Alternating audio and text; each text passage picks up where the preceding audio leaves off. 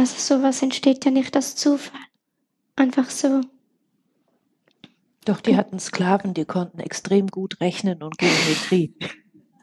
Es gibt ja auch unterirdische Gänge unter den Pyramiden, die dann aber viel also länger sind und dann durch ganze Kontinente unten durchgehen.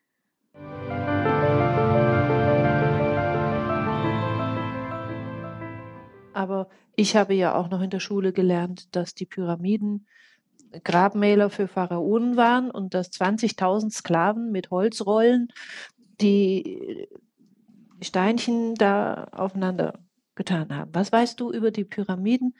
Das ist auch eine Frage. Wozu dienten diese wirklich? Weißt du da was? Also 100% sicher weiß ich da jetzt nichts. Aber ich habe das ja auch so in der Schule gelernt, wie du das erzählt hast. Und dass das nicht stimmt, das macht ja schon sehr viel Sinn. Und es gab ja auch viele Außerirdische auf der Erde, auch früher. Und von denen weiß man ja offiziell auch nichts mehr. Und die haben sicher auch was oder teilweise mit den Pyramiden zu tun. Und es gibt ja nicht nur Pyramiden in Ägypten, es gibt ja überall auf der Welt.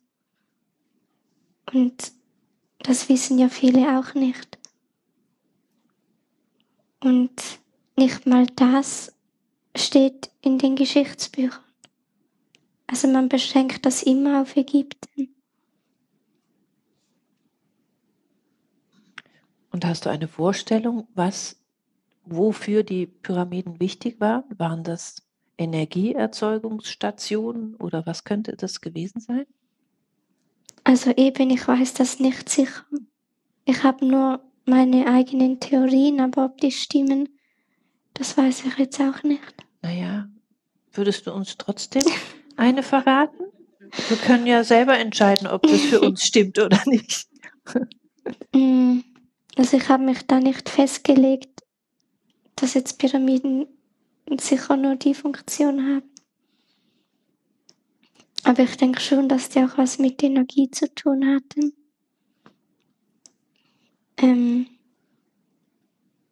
Und dass die ja ganz bewusst auch gemacht wurden. Ich habe mal so einen Film gesehen über wie sagt man dem, über diese Maße, die die Pyramide hat. Und das ist ja, also sowas entsteht ja nicht aus Zufall. Einfach so. Doch, die hatten Sklaven, die konnten extrem gut rechnen und Geometrie. Aber ich denke einfach, dass die wurden bewusst gemacht, auch für einen bestimmten Zweck. Und ich denke, es ist auch kein Zufall, dass wir das heute nicht mehr so genau wissen, für was die eigentlich da sind. Und ich weiß auch nicht, ob alle Pyramiden aktiv sind oder ob es auch solche gibt, die irgendwie schlafen. Wir werden es sehen. Du meinst, es gibt unter den Pyramiden dann auch einmal das große Erwachen. Und es gibt ja auch unterirdische Gänge unter den Pyramiden, die dann aber viel also länger sind und dann durch ganze Kontinente unten durchgehen. Und die sind schon uralt. Also die wurden nicht vor 30 Jahren oder so gebaut. Die kommen noch von viel früher.